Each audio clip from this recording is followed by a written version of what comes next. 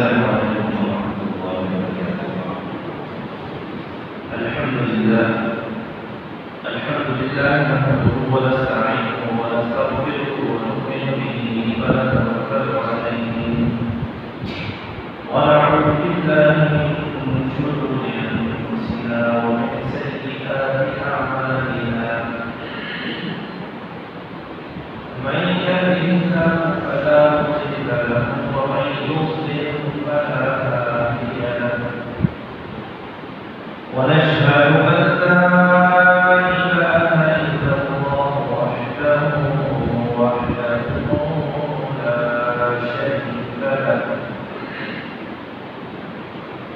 لا شريك له ولا نظير له ولا وزير له ولا معين له ولا مشير له ولا مثال له ولا مثل له.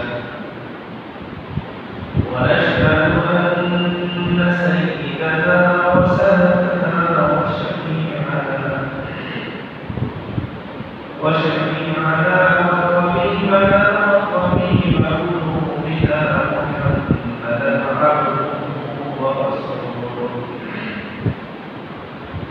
صلى الله تعالى عليه وعلى آله وأصحابه وبارك وسلم تسليما كثيرا.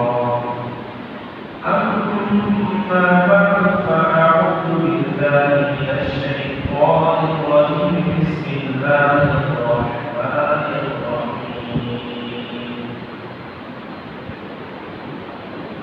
ألا إن أولياء الله لا خوف عليهم ولا هم يحزنون.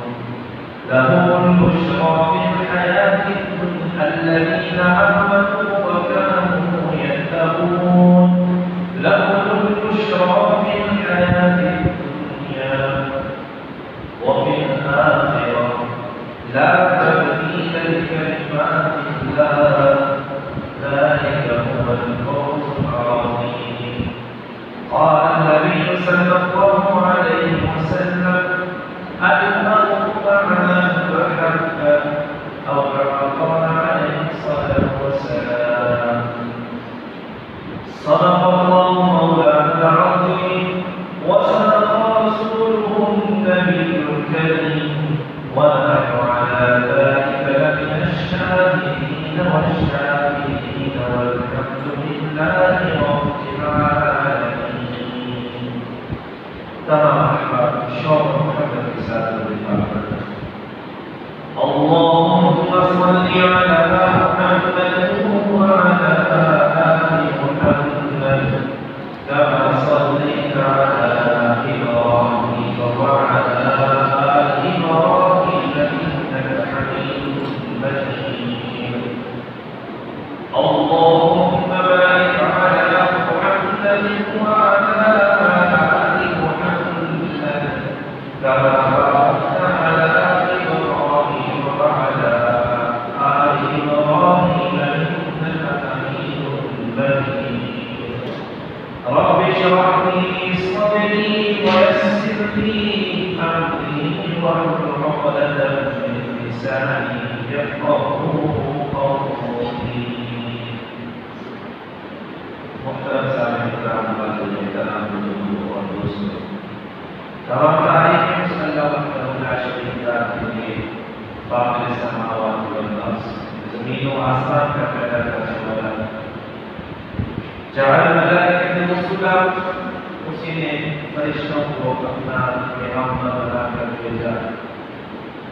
پھر بھی فرشتے پاؤں والے کسی کے دو کسی کے چار کسی کے حصے سے زیادہ. ان کو پیدا کرنے والا اللہ ہے. وَإِنْ يَمْسَسْكَ اللَّهُ بِضُرٍّ فَلَا كَاشِفَ لَهُ. اگر اللہ رب العزت کی ذات کسی کو تکلیف دینا چاہے, کسی کو پریشانی پہنچانا چاہے تو یہ روک نہیں سکتا. وَإِنْ يُرِدْكَ بِخَيْرٍ فَلَا رَادَّ لِفَضْلِهِ. اگر وہ کسی کے ساتھ بھلائی کا معاملہ کرنا چاہے اس کی بھلائی کو روک نہیں سکتا. اللہ یعلم ما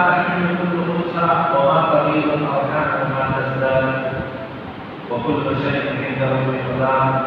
اللہ کی ذات انسان نے ایک حمل اٹھانے والی یعنی مادہ کے پیٹ میں جو کچھ ہے اللہ اسے جانتا ہے، جتنا بڑھ رہا ہے جتنا کم ہو رہا ہے اللہ اسے بھی جانتا ہے. ہر چیز کا ایک مقدار اللہ رب العزت کی یہاں خبر ہے. افرأيتم ما تأكلون أأنتم تزرعونه أم نحن الزارعون. فرمائے کھیتی اگانے والا کون؟ ایک اللہ ہی ہے. افرأيتم الماء الذي تشربون أأنتم تنزلتموه من المزن أم نحن المنزلون. یہ جو آسمان سے پانی برس رہا ہے اس کو برسانے والا کون ہے؟ ایک اللہ ہے. وَإِن مِّن شَيْءٍ إِلَّا عِندَنَا خَزَائِنُهُ.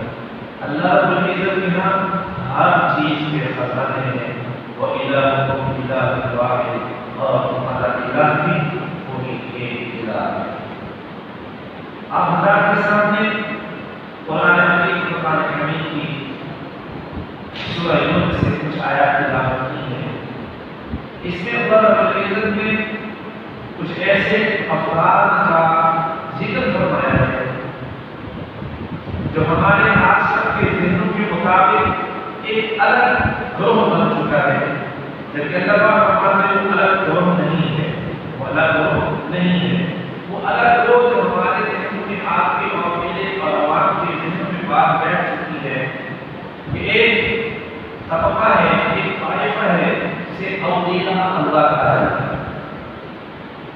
ہم نے سمجھ لیے کہ اولیاء اللہ ایک مخصوص جماعت ہے، جس طرح انبیاء علیہ السلام کی ایک مخصوص جماعت ہے، جس طرح صحابہ رضوان اللہ تعالی علیہم اجمعین کی ایک مخصوص جماعت ہے، اسی طرح اولیاء اللہ کی ایک مخصوص جماعت ہے.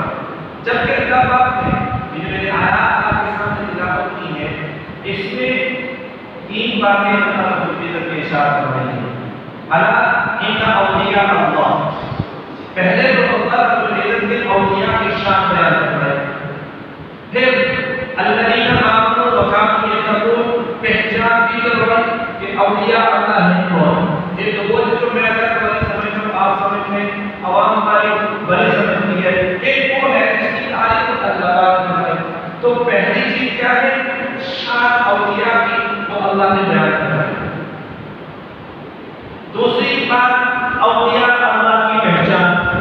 تیسری بات اولیاء اللہ کا مقام، آخرت میں ان کا مقام کیا ہوگا. یہ تین باتیں آج آپ کے سامنے کرنے کی کوشش کروں گا. اللہ پاک ہم سب کو صحیح سمجھ نصیب کرے. تو فرمایا ان اولیاء اللہ. آپ دیکھیے میرے اور آپ کے ذہن میں ایک آدمی ہے اس کا تعلق ملک کے وزیر اعظم کے ساتھ ہے، تو اس کا مقام کیا ہوگا. ایک وہ شخص ہے جس کا تعلق وزیر اعظم کے ساتھ تو نہیں لیکن وزیر اعلیٰ کے ساتھ ہے، اس کا بھی الگ اپنا مقام ہے. میرے اور آپ کے ذہن میں بہت بڑا مقام ہے اس کا. اس سے نیچے آتے ہیں کہ دنیا کے اعتبار سے مثال مجھے سمجھ میں آتی ہے، بات آسانی کے ساتھ سمجھ آ جاتی ہے. اس لیے یہ دنیاوی قومیں ہیں ان کا نام دے کے سمجھانے کی کوشش کر رہا ہوں. اس سے نیچے آتے ہیں کوئی ایم ایل اے ہے، کوئی ایم پی ہے. اب ایم پی کی بنسبت بھی ایم ایل اے کے ساتھ اس کا تعلق ہے تو کہتے ہیں یہ تو قومی اسمبلی کا ممبر ہے اور اس کے ساتھ اس کا تعلق ہے تو عام بندہ نہیں ہے. اور وہ عام بندہ بھی کیا کرتا ہے؟ وہ جگہ جگہ پر ووٹ ڈالتا ہے. پتہ ہے تعلق کس کے ساتھ؟ یہ پتہ ہے میرا حسن بیٹھ کس کے ساتھ میں یوں کر دوں گا وہ کر دوں گا. اس سے نیچے آتا ایم پی کے ساتھ تعلق ظاہر ہے وہ بھی قومی اسمبلی نہ صحیح صوبائی اسمبلی کا ممبر ہے. اب اس کے ساتھ اس کا تعلق ہے.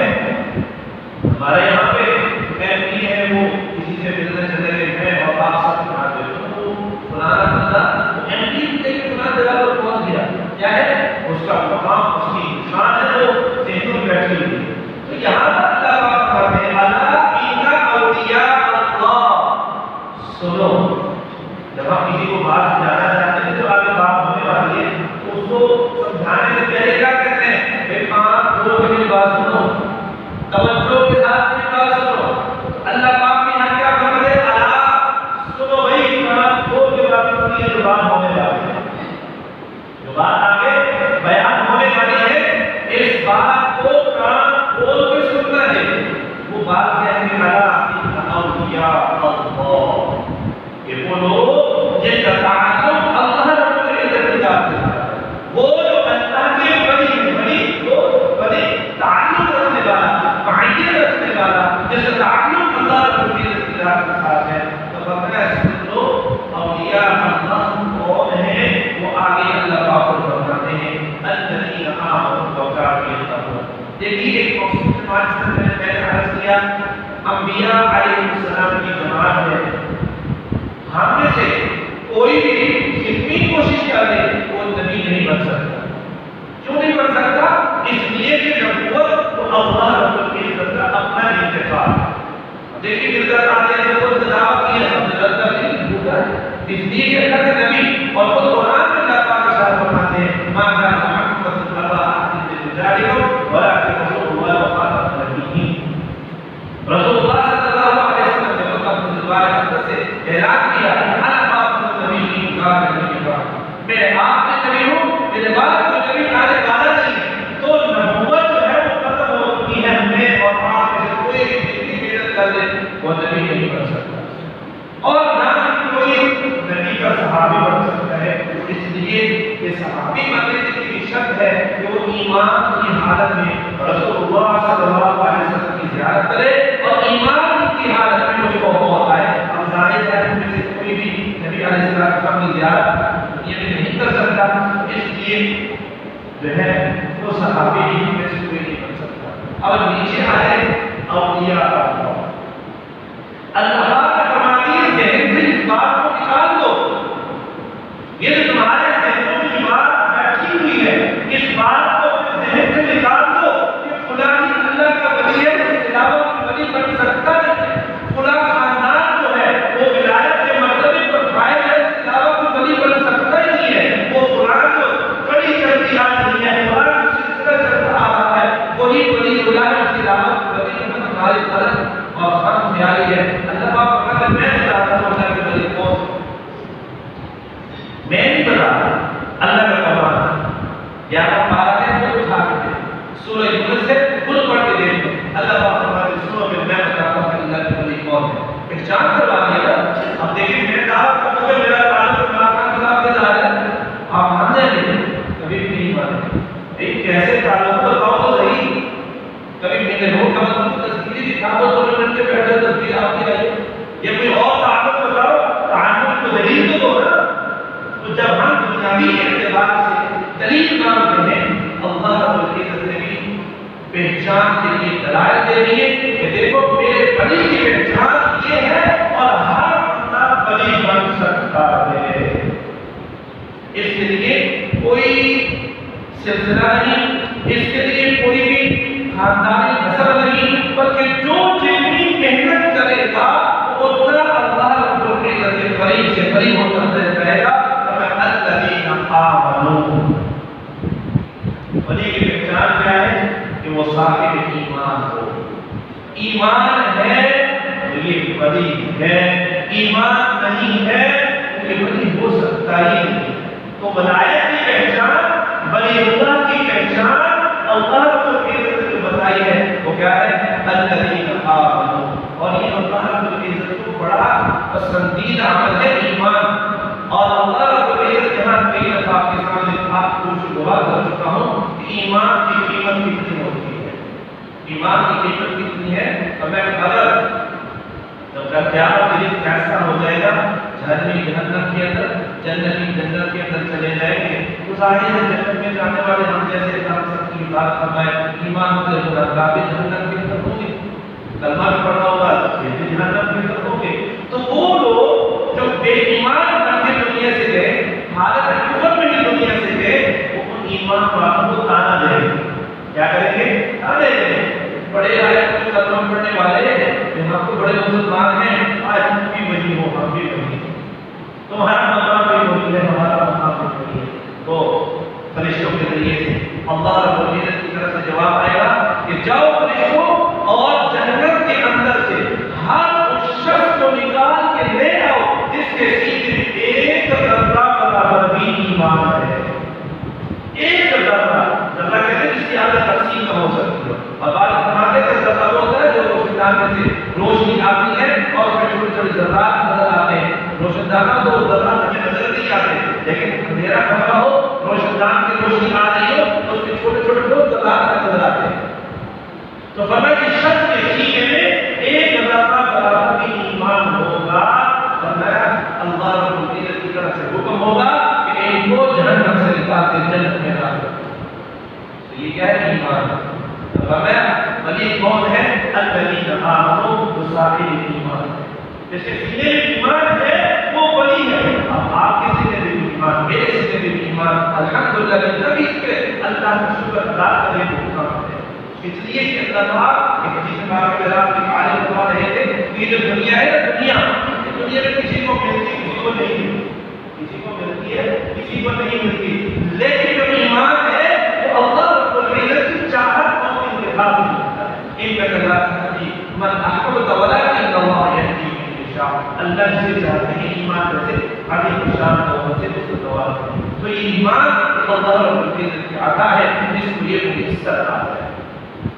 تو فرمایا ایمان والے ولی اللہ کی نشانی کیا ہے؟ الذین آمنوا، کہ وہ بندہ صاحب ایمان بھی ہوگا۔ اور دوسری نشانی جو بڑی اہم نشانی ہے، فرمایا وَكَانُوا يَتَّقُونَ، وہ تقوی والے زندگی اختیار کرے، وہ اللہ کو حکم مطابق زندگی بسر کرے گا، اللہ کے نبی صلی اللہ علیہ وسلم کے طریقے کے مطابق زندگی بسر کرے گا، یہ ولی اللہ ہے۔ اگر کسی کے سینے میں ایمان نہیں ہے یا ایمان تو ہے لیکن متقی اور پرہیزگار نہیں ہے، اللہ بندہ اللہ کا بندہ ہے لیکن ولی اللہ کے مقام پر، ولایت کے مقام پر یہ نہیں بندہ پہنچ سکتا، چاہے اس کا تعلق کسی بھی طریقے کے ساتھ ہے، چاہے اس کا تعلق کسی بھی سلسلے کے ساتھ ہے۔ بنیادی اعتبار سے تو دیکھیے ایک آدمی مر جاتا ہے، لاکھوں روپے چھوڑ گیا، وراثت اس کے بچوں میں برابر برابر تقسیم ہو گئی، ماننے والا ہے اس کو بھی اتنا ہی حصہ ملے گا، اور جس نے کبھی زندگی میں باپ کی بات نہیں مانی تو اس کو بھی اتنا ہی حصہ ملے گا۔ لیکن یہ ایمان اور تقوی یہ اللہ رب العزت کی عطا اور انسان کی کوشش پر منحصر ہے۔ یہ کسی کے نہیں ہے، کسی عالم کا بیٹا جو ہے وہ جو مذہب کا ہے یہ عالم کا بیٹا ہے، اس کی اس کا بھی اتنا ہی حق ہے بھائی، وہ صاحب علم یعلمون قل هل يستوي الذين يعلمون والذين لا يعلمون، کیا ایک عالم اور جاہل کو برابر ہو سکتے ہیں؟ نہیں ہو سکتے۔ وراثت اس میں مان لو چل جائے گی، لیکن ولایت میں وراثت نہیں چلے گی، ولایت میں الذین آمنوا چلے گا، وقانوا یتقون چلے گا۔ تو جتنا متقی ہوگا اتنا ہی اللہ کے ہاں مقبول ہوتا ہے، اللہ کے ہاں محبوب ہوگا۔ اور علماء فرماتے ہیں کہ یہ جو تقویٰ ہے، یہ جو ایمان ہے، یہ آئے گا کیسے؟ یہ ہمارے دلوں میں آئے گا کیسے؟ اس لیے کہ ایمان کا مقام یا محبت کا جو مقام ہے وہ انسان کا دل ہے، اور میں آپ سے محبت کرتا ہوں، یہ آپ سے محبت کرتے وہ نظر نہیں آ سکتا، یہ نظر آ سکتا ہے، محبت نظر نہیں آتی، نظروں سے نظر نہیں آتی، محبت اطاعت سے نظر آئے گی۔ یہ شخص اتنا محب ہے جتنا اس کی زندگی میں اطاعت والی ہوگی، اتنا ہی وہ اللہ رب العزت کی ذات سے محبت کرنے والا ہے۔ اللہ تعالیٰ فرماتے ہیں والذین آمنوا اشد حبا للہ، جو صاحب ایمان ہے وہ اللہ رب العزت کے ساتھ محبت کرنے میں بڑے سخت ہیں۔ اور یہ تقویٰ، یہ ایمان حدیث پاک میں آتا ہے کہ انسان کے دل میں آئے گا کیسے؟ جن کے ساتھ محبت کرتے ہیں، یہ جو متقی اور پرہیزگار ہیں، ان کے ساتھ جب ہم محبت کریں گے اللہ تعالیٰ ان کے ساتھ محبت کی وجہ سے یہ صفات ہمارے اندر پیدا ہوگی، بشرطے کہ ہم حقیقت میں محبت کرنے والے ہوں۔ ایک دفعہ نبی علیہ السلام نے غالباً حضرت رضی اللہ تعالی عنہ سے فرمایا یا بنی، میرے بیٹے، کیونکہ 10 سال تک حضور کی غلام خدمت کی تھی، فرمایا یا بنی، اے میرے بیٹے، ان کو پتہ تھا اگر تو قدرت رکھے یصبح اصبح یصبح او صبح، تو صبح اور شام اس حال میں کرے کہ تیرے دل میں کسی مسلمان کے خلاف کوئی کینہ، کوئی عداوت نہ ہو، کوشش ہی کر۔ اس لیے کہ حالات میں سنت یہ میری سنت ہے، میرا علم تمام ایمان والوں کے خلاف وہ سے خالی ہے، کینے سے خالی ہے۔ اب اگر تم یہ چاہتے ہو کہ مجھ سے محبت کرتے رہو تو پھر کیا کرنا پڑے خالص کرنا پڑے گا. اس لیے میری سنت کو شرط ہے, نبی کی سنت کو اختیار کرنا یہ کیا ہے, شرط ہے. اور ایک حدیث پاک میں آتا ہے جس کا مفہوم ہے آپ علیہ السلام فرماتے ہیں کہ جو شخص صاحب سنت بن جاتا ہے, سنت والی زندگی اپناتا ہے. آج ہم نے سنت کو حقیقی سنت کے چھوڑ دیا ہے, ہماری زندگیوں سے سنتیں کوسوں دور ہیں. میں نے پہلے عرض کیا دعویٰ ہمارا ولایت کا کہ فلاں شخص اللہ کا ولی ہے, لیکن جب ہم اعمال کو دیکھتے ہیں ایمان تو اللہ کا نصاب کی ہو, لیکن تقوی کے ساتھ کی زندگی خالی ہوتی ہے. ایمان کے ساتھ شک ہے, تقوی ہے, اور تقوی کیسے آئے گا, وہ حضور کے ساتھ ظاہر ہے. یہ تقوی والے سے ہمیں کیسے معلوم ہوگی کہ تقوی کیا چیز ہے, وہ حضور کے بتانے سے معلوم ہوگی. تو حضور کی زندگی کیسے آئے گی, جب ہمیں حضور کے ساتھ محبت ہوگی. تو حضور فرماتے ہیں کہ جو سنت کو اختیار کرے گا اللہ پاک اس کو 4 انعامات سے نوازتے ہیں. اب یہ فضائل کو بتانا, سنت کی فضیلت کو بیان کرنا, یہ سننے کے لیے نہیں میرے بھائی, یہ حضور علیہ السلام نے اپنانے کے لیے بیان فرمائی ہے کہ ان کو اپناؤ. اور فرمایا جو شخص میری سنت سے محبت کر کے میری سنت پہ زندگی بسر کرے گا اس کو 4 انعام ملیں گے. پہلا انعام یہ ہوگا کہ جتنے اللہ کے نیک بندے ہیں ان کے دلوں میں اس سنت پہ عمل کرنے والے کی محبت اللہ تعالیٰ کرتے ہیں. یہ جتنے نیک لوگ ہوں گے سب اس سنت پہ عمل کرنے والے سے محبت کرنا شروع کریں گے. اور دوسرا انعام یہ ہوگا کہ جتنے فاسق اور فاجر لوگ ہوں گے اللہ پاک اس کا روح اور دبدبہ اس کے دل میں ڈال دے گا. وہ سارے سے ڈرتے ملیں گے کہ دیکھو یار یہ تو اللہ کا ولی ہے, یہ اللہ کی عبادت کرنے والا, رسول اللہ صلی اللہ علیہ وسلم کی زندگی کو اپنانے والا. جیسے ہی ہاتھ اٹھائے گا اس کی دعا فوراً قبول ہو جائے گی. اور ہوتی ہے, اللہ والے جب ہاتھ اٹھاتے ہیں تو دعا قبول ہوتی ہے, لیکن کب ہوگی جب الذین آمنوا وکانوا یتقون دو صفات پوری کر جائے. تیسرا انعام فرمایا کہ جو سنت پہ عمل کرنے والا ہوتا ہے اس کا رزق کے اندر وسعت اللہ پاک عطا فرما دیتے ہیں. اور چوتھا انعام جو بڑا اہم ہے, آج ابھی ہم نے بات سن لی ہے, ہو سکتا ہے کہ ایک دو دن تک ہم اس پہ عمل کرنے کی کوشش بھی کر رہے ہیں, تیسرا چوتھا دن ہوگا وہ سب بھلا بیٹھیں گے. پھر اسی طرح کسی اور آیت سے کوئی بات سن لی اور سننے کے بعد اس پہ عمل شروع کر دیا, 2-4 عمل کیا پھر چھوڑ دیا. فرمایا چوتھا انعام یہ ہوگا کہ اللہ پاک اس کو دین میں استقامت نصیب فرما دے گا. یہ جم جائے گا دین میں. کب جب یہ سنت کو اپنائے گا, سنت کو اپنائے گا. اور ایک اور حدیث ہے, اسی حدیث سے آگے چلیں تو فرمایا یہ جو میں نے پہلے عرض کیا کہ حضور فرماتے کہ میری سنت یہ ہے کہ میرا دل تمام مسلمانوں کے لیے پاک اور صاف ہوتے ہیں, کسی کا کینہ کسی کا بغض میرے سینے میں نہیں ہوتا. وَبِذَلِكَ مِنْ سُنَّتِي, یہ میری سنت ہے. وَمَنْ أَحَبَّ سُنَّتِي فَقَدْ أَحَبَّنِي, اور جو میری سنت سے محبت کرے گا حقیقت میں وہ مجھ سے محبت کرے گا. وَمَنْ أَحَبَّنِي كَانَ مَعِيَ فِي الْجَنَّةِ, اور جو مجھ سے محبت کرے گا وہ جنت میں میرے ساتھ ہوگا, جنت میں میرے ساتھ ہوگا. اب دیکھیے صحابہ کرام رضی اللہ عنہم کی جنت کا ساتھ, پھر حضور کا ساتھ. حضور فرمایا میرے ساتھ جنت میں ہوگا.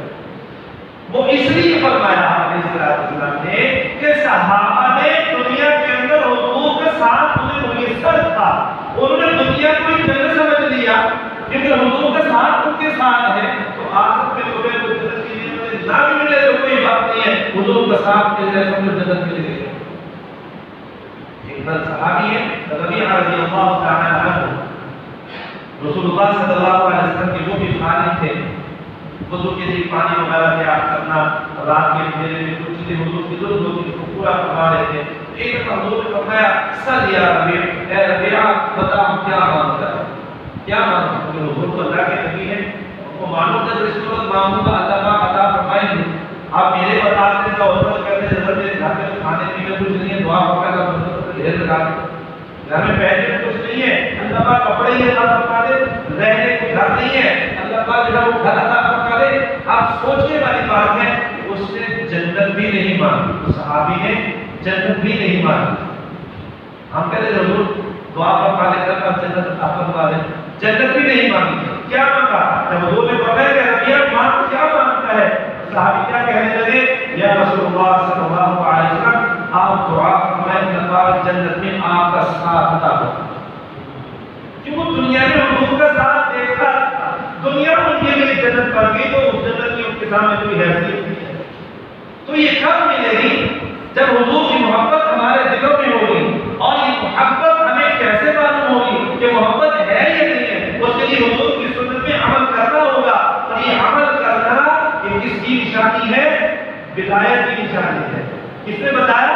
اللہ کے قرآن نے بتایا کہ الذین آمنوا ان اولیاء اللہ لا خوف علیہم ولا هم يحزنون. سن لو جو اللہ کے ولی ہیں جن کا تعلق اللہ رب العزت کی ذات کے ساتھ ہے, وہ کون ہے؟ اور الذین آمنوا, وہ جو صاحب ایمان ہیں, وکانوا یتقون, اور جو متقی اور پرہیزگار ہیں. فقط لهم البشریٰ فی الحیاۃ الدنیا وفی الآخرہ. جو میرے ولی ہیں ان کے لیے خوشخبری ہے کہ دنیا میں بھی اللہ ان عزتوں سے نوازے گا اور آخرت میں ان کا مقام ہے ہی ہے. فرمایا لهم البشریٰ فی الحیاۃ الدنیا کلمات اللہ, یہ اللہ کا فیصلہ ہے جو اللہ نے کر دیا ہے. لا تبدیل لکلمات اللہ, اور جو اللہ فیصلہ کر دیتا ہے اس میں کوئی تبدیلی نہیں آ سکتی ہے. آج تو تبدیلی کے نام پر تبدیلی آنے کے لیے اور آگے نہیں ہے. ابھی کچھ دن پہلے آپ نے بھی سنا ہوگا برات کے اندر کہا گیا ہے کہ اب تو ماشاءاللہ اتنی بڑی تبدیلی آتی ہے کہ کوئی بندہ جو غیر مسلم ہے وہ اپنی مرضی سے مسلمان بھی نہیں ہو سکتا. جب تک اس کی 18 سال عمر نہیں ہوگی وہ بندہ مسلمان نہیں ہو سکتا. یہ ہمیں آزادی مل رہی ہے. یہ کیا ہے؟ آزادی مل رہی ہے کہ کوئی اپنی مرضی سے مسلمان بھی نہیں ہو سکتا. یہ ہماری سمجھ میں بات پیش کر دی ہے. پتہ نہیں کے پاس